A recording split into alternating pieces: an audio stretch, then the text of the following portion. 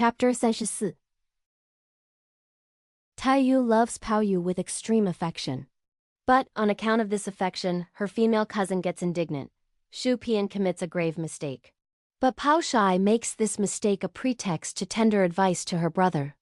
When Shijin saw Dowager Lady Chia, Madame Wang, and the other members of the family take their leave, our narrative says, she entered the room. And, taking a seat next to Pao-yü, she asked him, while she did all she could to hide her tears, "How was it that he beat you to such extremes?" Pao-yü a sigh. "It was simply," he replied, "about those trifles. But what's the use of your asking me about them? The lower part of my body is so very sore. Do look and see where I'm bruised." At these words, Shijin put out her hand, and inserting it gently under his clothes, she began to pull down the middle garments. She had but slightly moved them, however, when Pao-yü ground his teeth and groaned, "Aya." Shijin at once stayed her hand. It was after 3 or 4 similar attempts that she at length succeeded in drawing them down. Then looking closely, Shijin discovered that the upper part of his legs was all green and purple, one mass of scars 4 fingers wide, and covered with huge blisters. Shijin gnashed her teeth. "My mother!" she ejaculated. "How is it that he struck you with such a ruthless hand?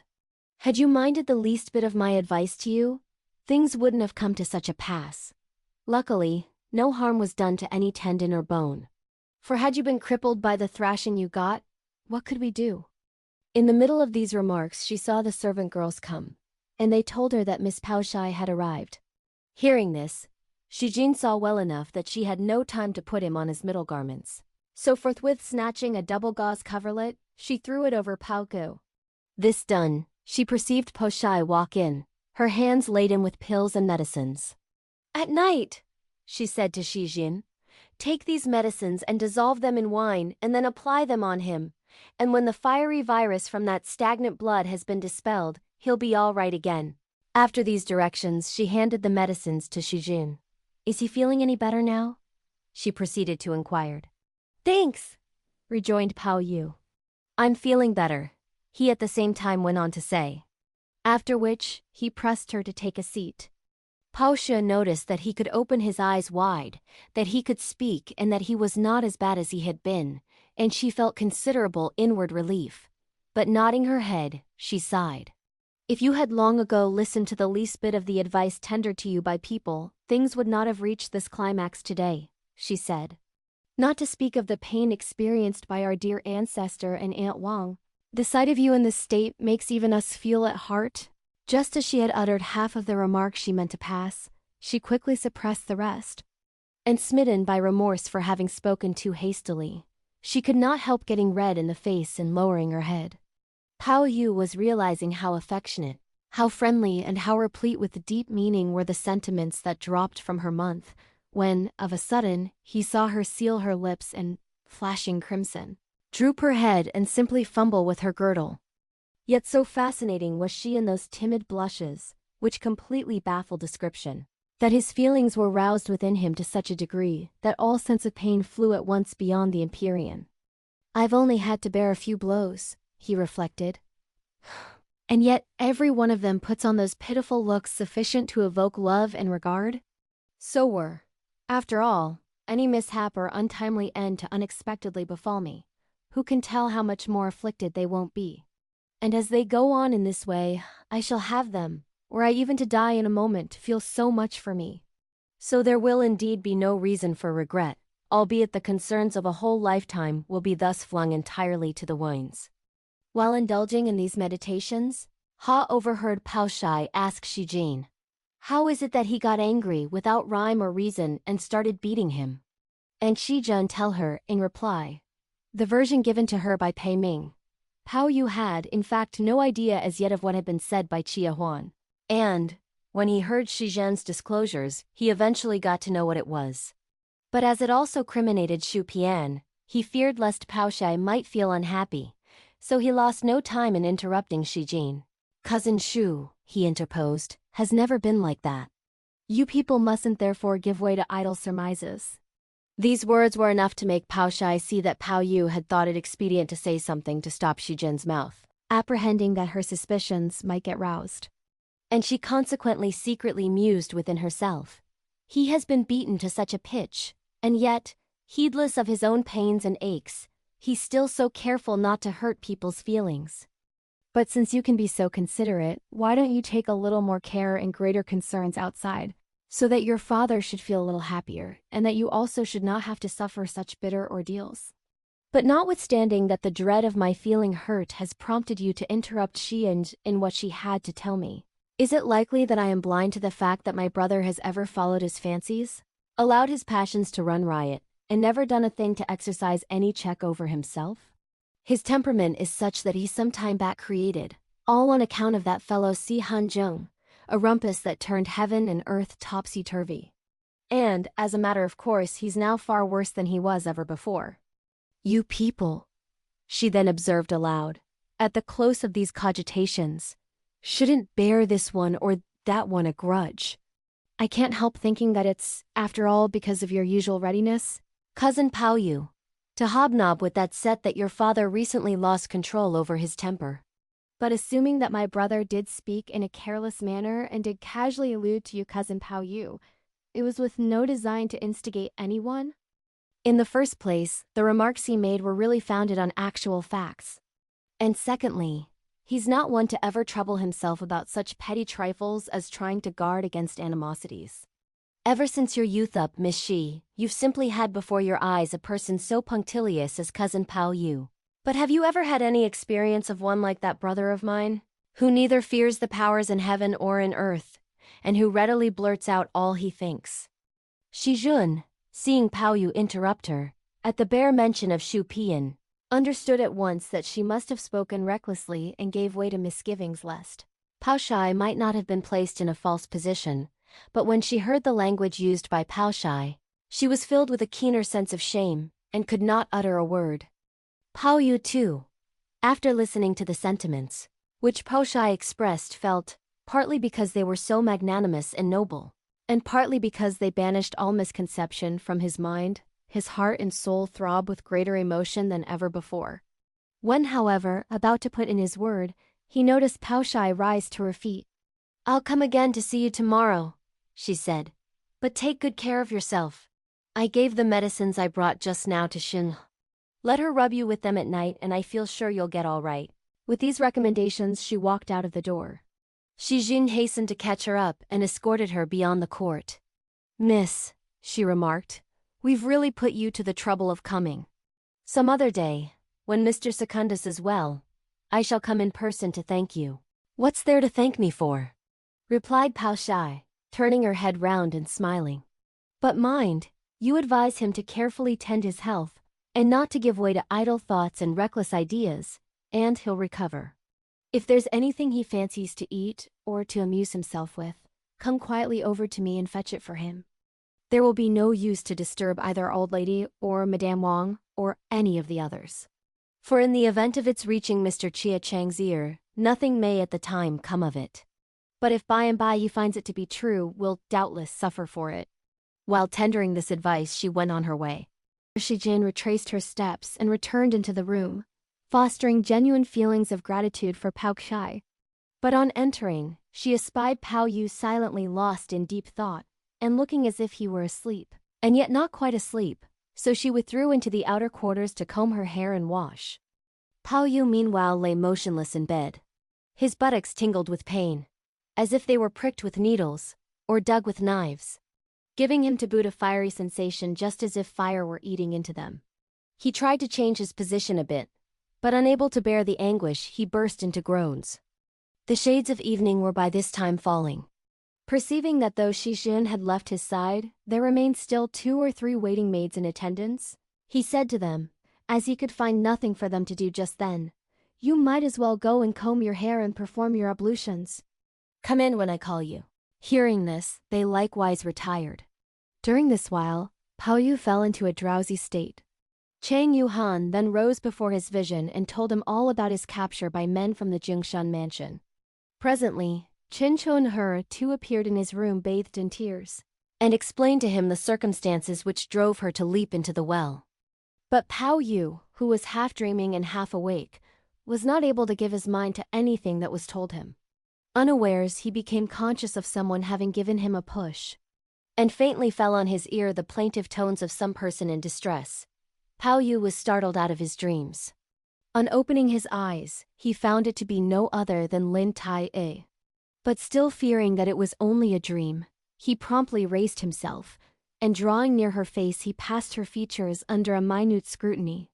Seeing her 2 eyes so swollen as to look as big as peaches, and her face glistening all over with tears. If it is not Tai-yü, he thought, who else can it be?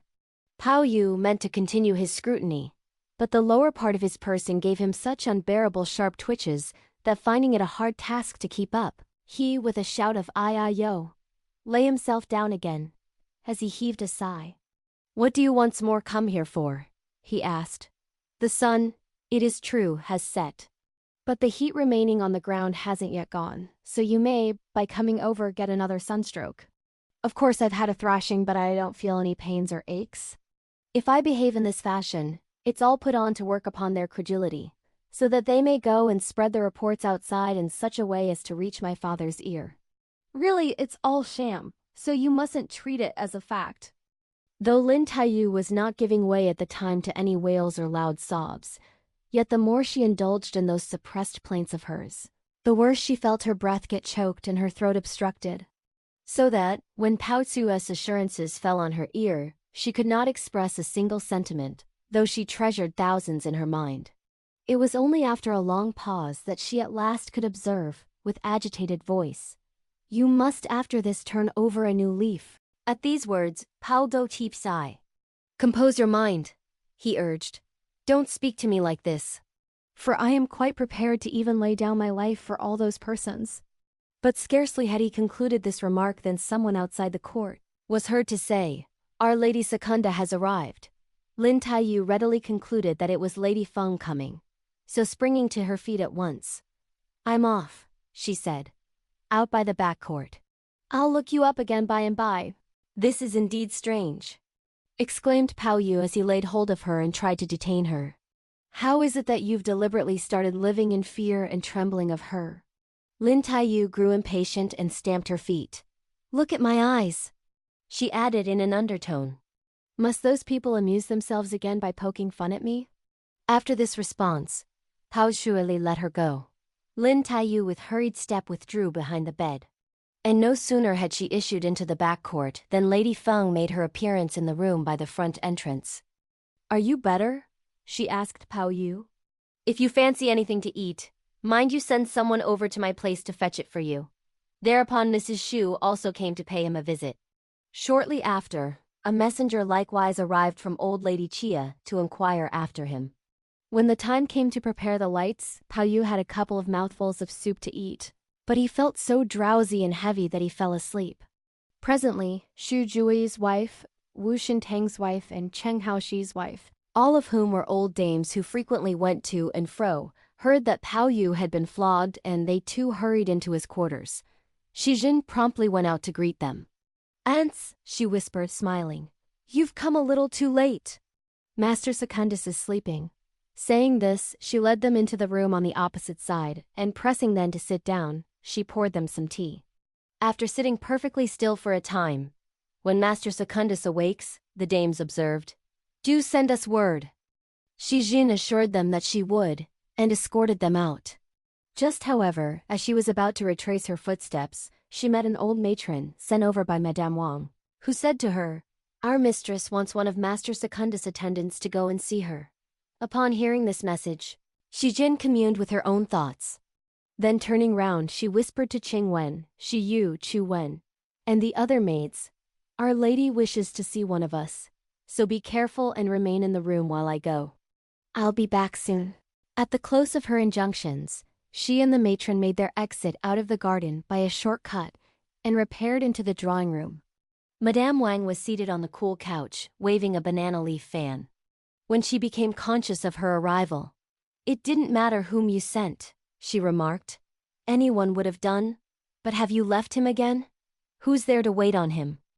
At this question, Shizhen lost no time in forcing a smile. "Master Secundus," she replied. just now fell into a sound sleep. Those 4 or 5 girls are all right now. They are well able to attend to their master. So please, madame, dispel all anxious thoughts. I was afraid that your ladyship might have some orders to give, and that, if I sent any of them, they might probably not hear distinctly, and thus occasion delay in what there was to be done. There's nothing much to tell you, added Madame Wang. I only wish to ask how his pains and aches are getting on now. I applied on Mr. Secundus, answered Shijin, the medicine which Miss Pao-ch'ai brought over. And he's better than he was. He was so sore at one time that he couldn't lie comfortably. But the deep sleep, in which he is plunged now, is a clear sign of his having improved. Has he had anything to eat? Further inquired Madame Wang. Our dowager mistress sent him a bowl of soup, Shijin continued, and of this he has had a few mouthfuls. He shouted and shouted that his mouth was parched and fancied a decoction of sour plums. But remembering that sour plums are astringent things, that he had been thrashed only a short time before, and that not having been allowed to groan, he must, of course, have been so hard-pressed that fiery virus and heated blood must unavoidably have accumulated in the heart, and that were he to put anything of the kind within his lips, it might be driven into the cardiac regions and give rise to some serious illness. And what then would we do? I therefore reasoned with him for ever so long, and at last succeeded in deterring him from touching any. So simply taking that syrup of roses, prepared with sugar, I mixed some with water, and he had half a small cup of it, but he drank it with distaste. For, being surfeited with it, he found it neither scented nor sweet. "Ah, ejaculated Madame Wang. Why didn't you come earlier and tell me? Someone sent me the other day several bottles of scented water. I meant at one time to have given him some, but as I feared that it would be mere waste, I didn't let him have any. But since he is so sick and tired of that preparation of roses, that he turns up his nose at it, take those 2 bottles with you. If you just mix a teaspoonful of it in a cup of water, it will impart to it a very strong perfume." So saying, she hastened to tell Yun to fetch the bottles of scented water, which she had received as a present a few days before. "Let her only bring a couple of them, they'll be enough," Shijin chimed in. "If you give us more, it will be a useless waste. If it isn't enough, I can come and fetch a fresh supply. It will come to the same thing." Having listened to all they had to say, Yun left the room. After some considerable time, she, in point of fact, returned with only a couple of bottles, which she delivered to Shijin. On examination, Shijin saw 2 small glass bottles, no more than 3 inches in size, with screwing silver stoppers at the top. On the gosling yellow labels was written, on one, pure extract of Alia fragrans, on the other, pure extract of roses. What fine things these are! Shijin smiled. How many small bottles the like of this can there be? They are of the kind sent to the palace, rejoined Madame Wang. Didn't you notice that gosling yellow slip? But mind, take good care of them for him. Don't fritter them away. Shijin assented. She was about to depart when Madame Wang called her back. I've thought of something, she said, that I want to ask you. Shijin hastily came back. Madame Wang made sure that there was no one in the room. I've heard a faint rumor, she then inquired, to the effect that Pao-yü got a thrashing on this occasion on account of something or other which Huan Nor had told my husband. Have you perchance heard what it was that he said? If you happen to learn anything about it, do confide in me, and I won't make any fuss and let people know that it was you who told me. I haven't heard anything of the kind, answered Shijin. It was because Mr. Secundus forcibly detained an actor, and that people came and asked master to restore him to them that he got flogged. It was also for this, continued Madame Wang as she nodded her head. But there's another reason besides. As for the other reason, I honestly haven't the least idea about it, explained Shijin. But I'll make bold today, and say something in your presence, madame, about which I don't know whether I am right or wrong in speaking. According to what's proper. She had only spoken half a sentence, when hastily she closed her mouth again. You are at liberty to proceed, urged Madame Wang. If your ladyship will not get angry, I'll speak out, remarked Xianjin. Why should I get angry? Observe de Madame Wang. Proceed. According to what's proper, resumed Shijin. Our Mr. Secundus should receive our master's admonition. For if master doesn't hold him in check, there's no saying what he mightn't do in the future. As soon as Madame Wang heard this, she clasped her hands and uttered the invocation. Oh, dash me dash to dash fu. Unable to resist the impulse, she drew near Shizhen. My dear child, she added, you have also luckily understood the real state of things. What you told me is in perfect harmony with my own views. Is it likely that I don't know how to look after a son? In former days, when your elder master Hsüeh was alive, how did I succeed in keeping him in order? And can it be that I don't, after all, now understand how to manage a son? But there's a why and a wherefore in it. The thought is ever present in my mind now, that I'm already a woman past 50.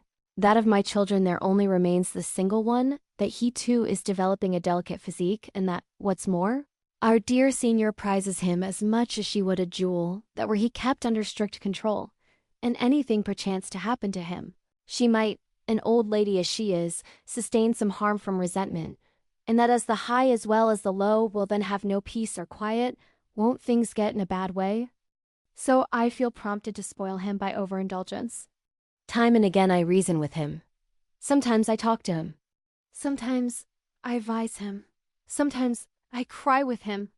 But though for the time being he's all right, he doesn't, later on, worry his mind in any way about what I say, until he positively gets into some other mess when he settles down again. But should any harm befall him through these floggings, upon whom will I depend by and by? As she spoke, she could not help melting into tears. At the sight of Madame Wang in this disconsolate mood, Shizhen herself unconsciously grew wounded at heart, and as she wept along with her, Mr. Secundus, she ventured, is your ladyship's own child, so how could you not love him? Even we, who are mere servants, think it a piece of good fortune when we can wait on him for a time, and all parties can enjoy peace and quiet. But if he begins to behave in this manner, even peace and quiet will be completely out of the question for us. On what day, and at what hour, don't I advise Mr. Secundus? Yet I can't manage to stir him up by any advice. But it happens that all that crew are ever ready to court his friendship, so it isn't to be wondered that he is what he is. The truth is that he thinks the advice we give him is not right and proper. As you have today, Madame, alluded to this subject, I've got something to tell you which has weighed heavy on my mind. I've been anxious to come and confide it to your ladyship and to solicit your guidance, but I've been in fear and dread lest you should give way to suspicion. For not only would then all my disclosures have been in vain, but I would have deprived myself of even a piece of ground wherein my remains could be laid. Madame Wang perceived that her remarks were prompted by some purpose. My dear child, she eagerly urged, go on, speak out. When I recently heard one and all praise you secretly behind your back, I simply fancied that it was because you were careful in your attendance on Pao-yü. Or possibly because you got on well with everyone, all on account of minor considerations like these. But I never thought it was on account of your good qualities. As it happens, what you told me just now concerns, in all its bearings, a great principle, and is in perfect accord with my ideas, so speak out freely, if you have aught to say. Only let no one else know anything about it. That is all that is needed. I've got nothing more to say, proceeded Shizhen. My sole idea was to solicit your advice, Madame, as to how to devise a plan to induce Mr. Secundus to move his quarters out of the garden by and by, as things will get all right then. This allusion much alarmed Madame Wang, speedily taking Shizhen's hand in hers. Is it likely, she inquired, that Pao-yü has been up to any mischief with anyone? Don't be too suspicious, precipitately replied Shizhen. It wasn't at anything of the kind that I was hinting. I merely expressed my humble opinion. Mr. Secundus is a young man now, and the young ladies inside are no more children. More than that, Miss Lin and Miss Pao may be two female maternal first cousins of his, but albeit his cousins, there is nevertheless the distinction of male and female between them. And day and night, as they are together, it isn't always convenient when they have to rise and when they have to sit. So this cannot help making one give way to misgivings. Were, in fact, any outsider to see what's going on, it would not look like the propriety which should exist in great families. The proverb appositely says that, when there's no trouble, one should make provision for the time of trouble. How many concerns there are in the world, of which there's no making head or tail. Mostly because what persons do without any design is construed by such designing people as chance to have their notice attracted to it, as having been designably accomplished, and go on talking and talking till, instead of mending matters, they make them worse. But if precautions be not taken beforehand, something improper will surely happen. For your ladyship is well aware of the temperament Mr. Secundus has shown all along. Besides, his great weakness is to fuss in our midst, so if no caution be exercised, and the slightest mistake be sooner or later committed, there'll be then no question of true or false. For when people are many, one says one thing and another. And what is there that the mouths of that mean lot will shun with any sign of respect? Why, if their hearts be well disposed, they will maintain that he is far superior to Buddha himself.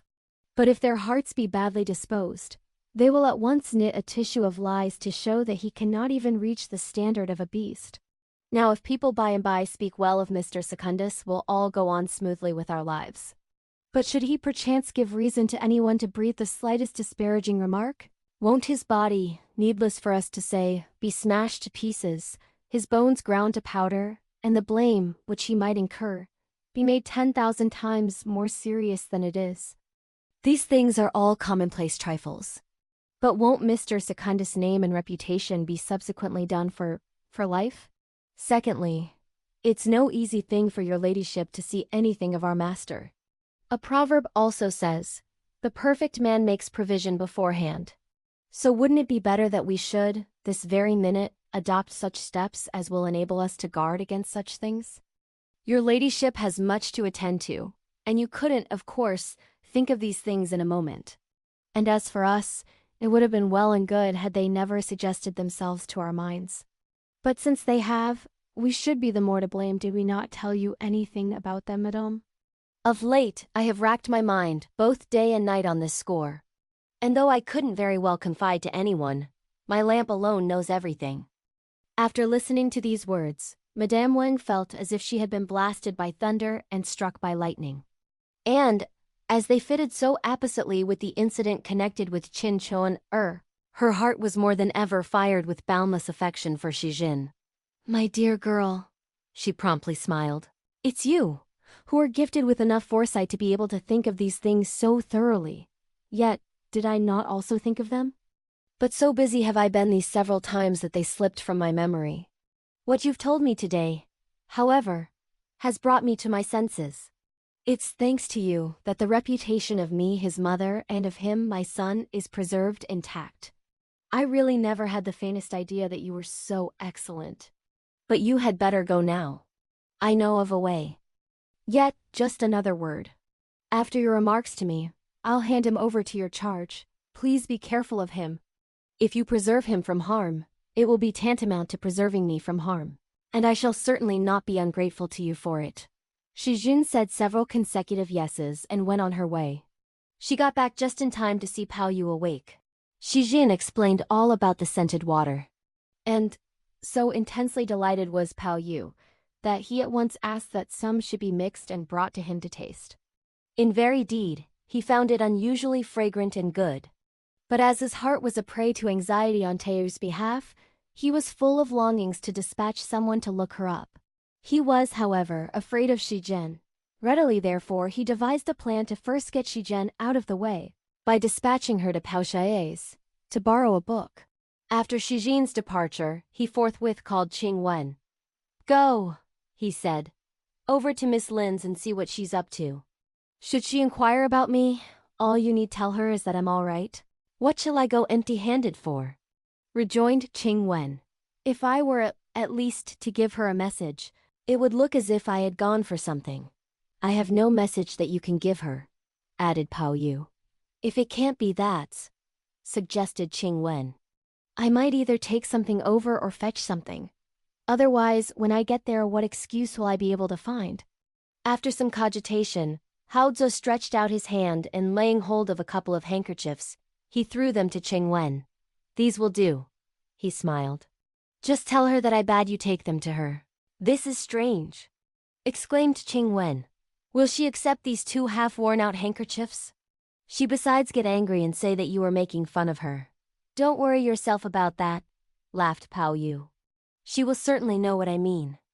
Qing Wen, at this rejoinder, had no help but to take the handkerchiefs and to go to the Shaoxiang lodge, where she discovered Chun Xian in the act of hanging out handkerchiefs on the railings to dry. As soon as she saw her walk in, she vehemently waved her hand. "She's gone to sleep," she said.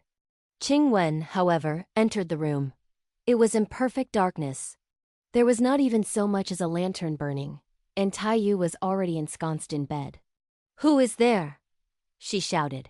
"It's Qing Wen," promptly replied Qing Wen. "What are you up to?" Tai-yü inquired. "Mr. Secundus," explained Qing Wen. "Send you some handkerchiefs, miss." Tai-yu's spirits sunk as soon as she caught her reply. What can he have sent me handkerchiefs for?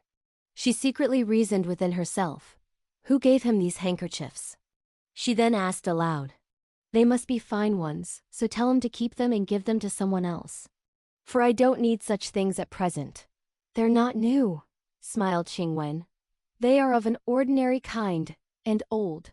Hearing this, Lin Tai-yü felt downcast. But after minutely searching her heart, she at last suddenly grasped his meaning, and she hastily observed, "Leave them and go your way." Qing Wen was compelled to put them down. And turning round, she betook herself back again. But much though she turned things over in her mind during the whole of her way homewards, she did not succeed in solving their import. When Tai-yü guessed the object of the handkerchief, her very soul unawares flitted from her. As Pao-yü has gone to such pains, she pondered, to try and probe this dejection of mine, I have, on one hand, sufficient cause to feel gratified. But as there's no knowing what my dejection will come to in the future, there is, on the other, enough to make me sad. Here he abruptly and deliberately sends me a couple of handkerchiefs. And, were it not that he has divined my inmost feelings, the mere sight of these handkerchiefs would be enough to make me treat the whole thing as ridiculous. The secret exchange of presents between us, she went on to muse, fills me also with fears. And the thought that those tears, which I am ever so fond of shedding to myself, are of no avail, drives me likewise to blush with shame. And by dint of musing and reflecting, her heart began in a moment to bubble over with such excitement that, much against her will, her thoughts in their superabundance rolled on incessantly. So speedily directing that a lamp should be lighted, she little concerned herself about avoiding suspicion, shunning the use of names, or any other such things, and set to work and rubbed the ink, soaked the pen, and then wrote the following stanzas on the 2 old handkerchiefs. "Vain in my eyes the tears collect. Those tears in vain they flow, which I in secret shed, they slowly drop. But for whom though? The silk kerchiefs which he so kindly troubled to give me, however could they not with anguish and distress fill me?" The second ran thus, "Like falling pearls or rolling gems, they trickle on the sly. Daily I have no heart for aught. Listless all day am I, as on my pillow or sleeve's edge I may not wipe them dry. I let them dot by dot, and drop by drop to run freely." And the third, "The colored thread cannot contain the pearls covering my face. Tears were of old at Xiangchang shed, but faint has waxed each trace. Outside my window thousands of bamboos, lo, also grow, but whether they be stained with tears or not, I do not know." Lin Tai-yü was still bent upon going on writing, but feeling her whole body burn like fire, and her face scalding hot, she advanced towards the cheval glass, and raising the embroidered cover, she looked in. She saw at a glance that her cheeks were so red that they in very truth put even the peach blossom to the shade. Yet little did she dream that from this date her illness would assume a more serious phase. Shortly, she threw herself on the bed, and with the handkerchief still grasped in her hand, she was lost in a reverie. Putting her aside, we will now take up our story with Shizhen. She went to pay a visit to Pao-ch'ai, but as it happened, Pao-ch'ai was not in the garden, but had gone to look up her mother. Shizhen, however, could not very well come back with empty hands, so she waited until the second watch, when Pao-ch'ai eventually returned to her quarters. Indeed, so correct an estimate of Hsüeh P'an's natural disposition did Pao-ch'ai ever have, that from an early moment she entertained within herself some faint suspicion that it must have been Hsüeh P'an who had instigated some person or other to come and lodge a complaint against Pao-yü. And when she also unexpectedly heard Shizhen's disclosures on the subject, she became more positive in her surmises. The one who had, in fact, told Xu Jing was Pei Ming. But Pei Ming too had arrived at the conjecture in his own mind, and could not adduce any definite proof, so that everyone treated his statements as founded partly on mere suppositions and partly on actual facts. But despite this, they felt quite certain that it was Hsüeh P'an who had intrigued. Hsüeh P'an had always enjoyed this reputation. But on this particular instance the harm was not, actually, his own doing. Yet as everyone, with one consent, tenaciously affirmed that it was he, it was no easy matter for him, much though he might argue, to clear himself of blame. Soon after his return on this day from a drinking bout out of doors, he came to see his mother. But finding Pao-ch'ai in her rooms, they exchanged a few irrelevant remarks. "I hear," he consequently asked, "that cousin Pao-yü has got into trouble. Why is it?" Mrs. Hsüeh was at the time much distressed on this score. As soon, therefore, as she caught this question, she gnashed her teeth with rage, and shouted, "You good-for-nothing spiteful fellow! It's all you who are at the bottom of this trouble. And do you still have the face to come and ply me with questions?" These words made Hsüeh P'an wince. "When did I stir up any trouble?" he quickly asked. "Do you still go on shamming?" cried Mrs. Hsüeh. "Everyone knows full well that it was you who said those things, and do you yet prevaricate?" "Were everyone," insinuated Hsüeh P'an, "to assert that I had committed murder, would you believe even that? Your very sister is well aware that they were said by you," Mrs. Hsüeh continued. "And is it likely that she would accuse you falsely, pray?" "Mother," promptly interposed Pao-ch'ai, "you shouldn't be brawling with brother just now. If you wait quietly, we'll find out the plain and honest truth." Then turning towards Hsüeh P'an, "Whether it's you who said those things or not," she added, "it's of no consequence. The whole affair, besides, is a matter of the past. So what need is there for any arguments? They will only be making a mountain of a molehill. I have just one word of advice to give you. Don't, from henceforward, be up to so much reckless mischief outside. And concern yourself a little less with other people's affairs. All you do is day after day to associate with your friends and foolishly gad about. You are a happy-go-lucky sort of creature. If nothing happens, well and good. But should by and by anything turn up, everyone will, though it be none of your doing. Imagine again that you are at the bottom of it. Not to speak of others, why I myself will be the first to suspect you." Hsüeh P'an was naturally open-hearted and plain-spoken, and could not brook anything in the way of innuendos, so when on the one side, Pao-ch'ai advised him not to foolishly gad about, and his mother, on the other, hinted that he had a foul tongue, and that he was the cause that Pao-yü had been flogged, he at once got so exasperated that he jumped about in an erratic manner and did all in his power, by vowing and swearing, to explain matters. "Who has," he ejaculated, heaping abuse upon every one, "laid such a tissue of lies to my charge? I'd like to take the teeth of that felon and pull them out.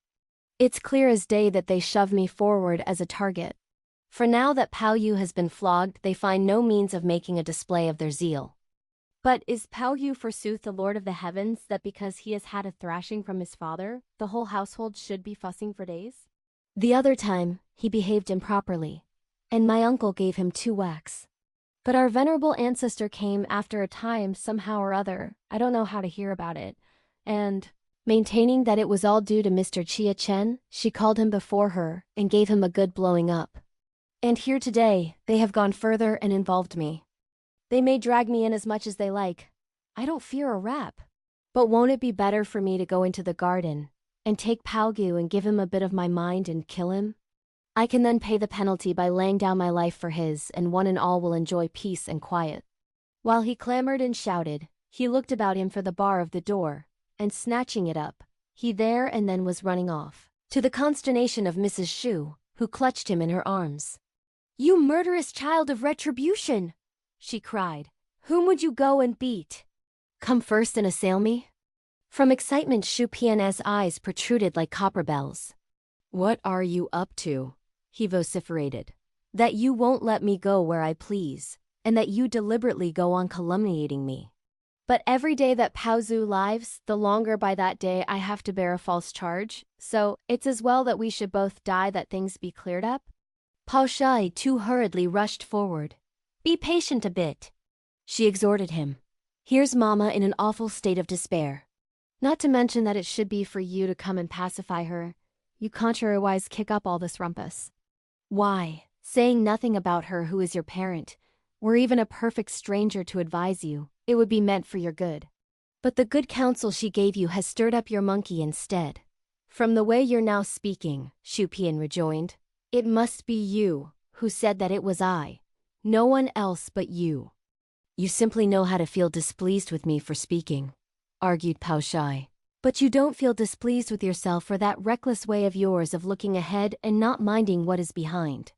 You now bear me a grudge, Hsüeh P'an added, for looking to what is ahead and not to what is behind. But how is it you don't feel indignant with Pao-yü for stirring up strife and provoking trouble outside? Leaving aside everything else, I'll merely take that affair of Hsüeh, which occurred the other day, and recount it to you as an instance.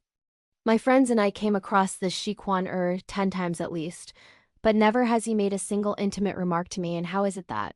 As soon as he met Pao-yü the other day, he at once produced his sash and gave it to him, though he did not so much as know what his surname and name were. Now is it likely, forsooth, that this too was something that I started? Do you still refer to this? Exclaimed Mrs. Hsüeh and Pao-ch'ai, out of patience. Wasn't it about this that he was beaten? This makes it clear enough that it's you who gave the thing out. Really, you're enough to exasperate one to death, Hsüeh P'an exclaimed. Had you confined yourselves to saying that I had started the yarn, I wouldn't have lost my temper. But what irritates me is that such a fuss should be made for a single Pao-yü, as to subvert heaven and earth. Who fusses?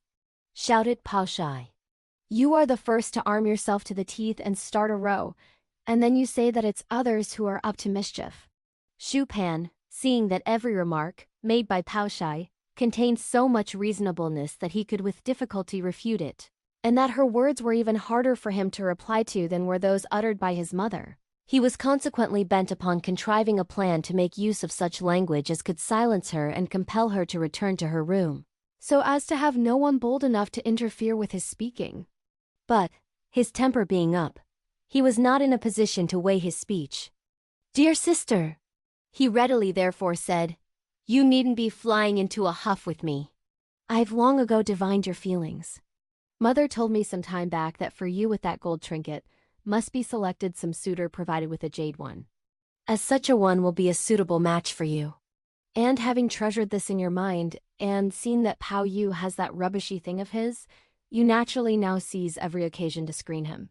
However, before he could finish, Pao-ch'ai trembled with anger, and clinging to Mrs. Hsüeh, she melted into tears. Mother, she observed, have you heard what brother says? What is it all about? Hsüeh P'an, at the sight of his sister bathed in tears, became alive to the fact that he had spoken inconsiderately, and flying into a rage, he walked away to his own quarters and retired to rest. But we can well dispense with any further comment on the subject. Pao-ch'ai was, at heart, full of vexation and displeasure. She meant to give vent to her feelings in some way, but the fear again of upsetting her mother compelled her to conceal her tears. She therefore took leave of her parent and went back all alone. On her return to her chamber, she sobbed and sobbed throughout the whole night. The next day she got out of bed as soon as it dawned. But feeling even no inclination to comb her chevelure or perform her ablutions, she carelessly adjusted her clothes and came out of the garden to see her mother. As luck would have it, she encountered Tai-yü standing alone under the shade of the trees, who inquired of her where she was off to. I'm going home, Pao-ch'ai replied. And as she uttered these words, she kept on her way. But Tai-yü perceived that she was going off in a disconsolate mood, and, noticing that her eyes betrayed signs of crying, and that her manner was unlike that of other days, she smilingly called out to her from behind, Sister, you should take care of yourself a bit. Were you even to cry so much as to fill 2 water jars with tears, you wouldn't heal the wounds inflicted by the cane. But as what reply Pao-ch'ai gave is not yet known to you, reader, lend an ear to the explanation contained in the next chapter. Thanks for watching. Please like the video and subscribe to the channel for more excellent content.